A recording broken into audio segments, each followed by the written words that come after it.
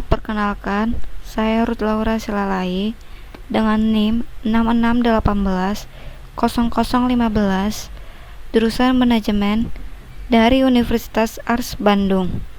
Di sini saya akan menjelaskan sedikit tentang pengembangan jasa baru.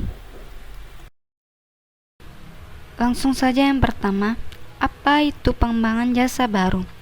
Pengembangan jasa merupakan suatu elemen penting bagi usaha. Karena jika suatu usaha memberikan jasa yang buruk, lalu usaha lain memberikan jasa yang lebih baik, maka akan menimbulkan churn, yaitu perpindahan pelanggan dari suatu usaha ke usaha lainnya yang lebih baik. Untuk mengembangkan suatu jasa, pelaku usaha harus mampu mengetahui kebutuhan konsumen dan mengetahui bagaimana cara untuk memenuhi kebutuhan konsumen tersebut. Proses pengembangan produk atau jasa baru adalah suatu aktivitas yang sangat penting dalam setiap perusahaan, tidak hanya pada perusahaan pabrikasi, tapi juga pada perusahaan jasa.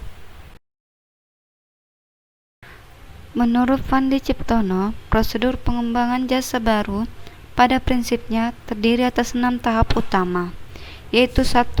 Pemunculan ide.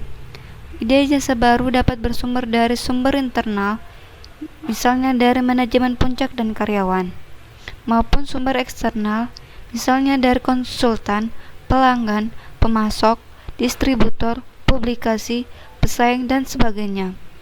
2. Penyaringan ide. Tahap ini meliputi aktivitas mengevaluasi ide-ide yang muncul dan mengeliminasi gagasan yang tidak sesuai dengan tujuan dan sumber daya organisasi. 3. Pengembangan dan pengujian konsep. Ide-ide yang lolos dari tahap sebelumnya perlu diterjemahkan ke dalam konsep-konsep jasa yang kemudian diujikan pada sekelompok pelanggan sasaran. 4. Analisis bisnis. Ide yang dikemukakan tersebut selanjutnya kemungkinan dapat sukses atau gagal dianalisis, di mana sumber daya yang dibutuhkan yaitu sumber daya manusia, sumber daya fisik ekstra, dan lain-lain. 5. Pengembangan. Tahap ini merupakan tahap penerjemah gagasan ke dalam jasa aktual yang dapat ditawar ke pelanggan. Unsur-unsur tangible dan sistem penyampaian jasa aktual yang dapat ditawarkan jasa keseluruhan harus dirancang dan diuji. 6. Komersialisasi. Dalam tahap ini, organisasi jasa harus memutuskan kapan, di mana, kepada siapa, dan bagaimana mengintroduksi jasa baru tersebut untuk mendukung kesuksesan program pengembangan jasa baru. Selanjutnya, kalau berbicara tentang pengembangan, berarti diperlukannya sebuah inovasi untuk menciptakan produk yang lebih baik lagi, di mana memiliki ciri khusus yang dianggap mampu bersaing. Menurut S.P. Johnson, L.J. Menor, A.V. Roth, dan R.B. Chess dalam J.E. Fitzsimons dan M.J. Fitzsimons 2008, ada 2 kategori utama dalam pengklasifikasian inovasi jasa. Yang pertama, radical innovation. Radical innovation adalah produk jasa yang belum tersedia pada waktu lalu atau berupa sistem baru yang disebut new delivery system untuk produk jasa yang sudah ada. Di mana yang termasuk dalam kategori ini yaitu A.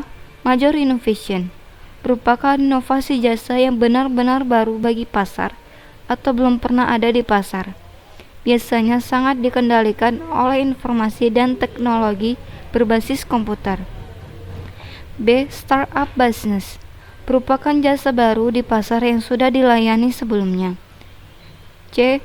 New service for the market presently, produk baru yang ditawarkan kepada konsumen yang sudah ada, meskipun jasa tersebut bisa saja telah disediakan oleh perusahaan lain. 2. Incremental innovation.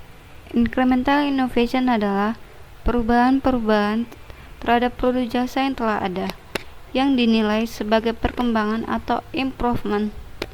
Perubahan-perubahan ini bisa berupa A. Service line extension, merupakan peningkatan atau perluasan pada lini jasa yang telah ada.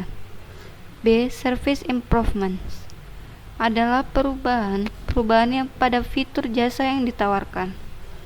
C. Style change adalah perubahan sederhana yang memberikan dampak pada persepsi, emosi, dan sikap pelanggan. Jadi yang terjadi bukanlah perubahan jasa secara fundamental, namun hanya pada penampilan saja. Selanjutnya, proses keputusan pembelian jasa baru menurut perspektif pelanggan, yaitu yang terdiri dari 1. Awareness atau kesadaran, yaitu di mana pelanggan mengetahui keberadaan jasa baru. 2. Interest atau ketertarikan, di mana pelanggan tertarik untuk mencari informasi tentang jasa baru.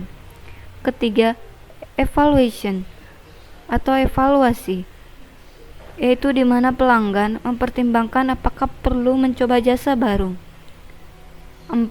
Trial atau percobaan, di mana pelanggan mencoba jasa baru terbatas untuk menilai apakah jasa baru tersebut sesuai dengan diperkirakan. 5. Adaptation atau adopsi, di mana pelanggan memutuskan untuk memakai jasa baru tersebut untuk memenuhi kebutuhannya secara rutin. Selanjutnya, karakteristik inovasi yang dapat mempengaruhi tingkat adopsi, di mana hal ini terdiri atas 1. Keunggulan inovasi, yaitu di mana jasa yang ditawarkan lebih unggul dibandingkan jasa yang telah ada. 2. Inovasi sesuai, yaitu jasa tersebut sesuai dengan kebutuhan, nilai-nilai, dan pengalaman pelanggan potensial. 3. Inovasi yang dilakukan dapat mudah dipahami dan digunakan. 4. Inovasi tersebut dapat dengan mudah dicoba. 5. Hasil penggunaan inovasi dapat dengan mudah diamati, dinilai, dan disampaikan kepada orang lain. 6. Inovasi tersebut tidak mengakibatkan biaya jasa menjadi mahal. 7. Inovasi tersebut tidak menambah risiko dan ketidakpastian. 8.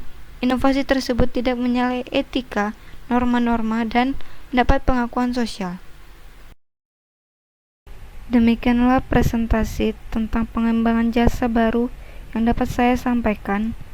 Jika ada kata-kata yang salah, saya mohon maaf. Atas perhatian teman-teman sekalian, saya mengucapkan terima kasih.